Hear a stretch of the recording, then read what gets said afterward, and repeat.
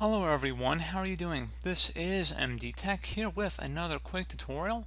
In today's tutorial, I'm going to show you guys how to resolve if you're using Halo 4 and it comes across a fatal error crash while playing. So this should hopefully be a pretty straightforward process here, guys, on how to resolve it. And without further ado, let's go ahead and jump straight into it. So we are going to start off by opening up the Start menu. Type in Disk Cleanup.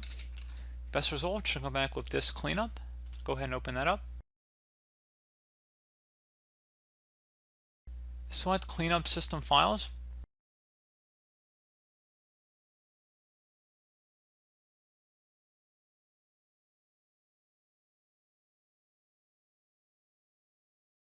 And then you want to select OK. Are you sure you want to permanently delete these files? Select Delete Files.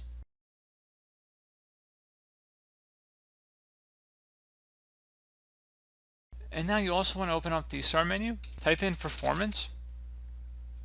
Underneath Settings, there should be an option that says Adjust the Appearance and Performance of Windows. Go ahead and left click on that. So while you're playing a game on your computer, I would suggest setting it to adjust for best performance and then select Apply and OK.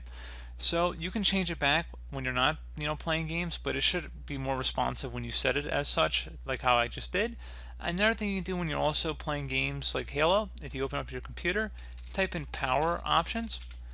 Best match should say Power and Sleep Settings. Go ahead and left click on that.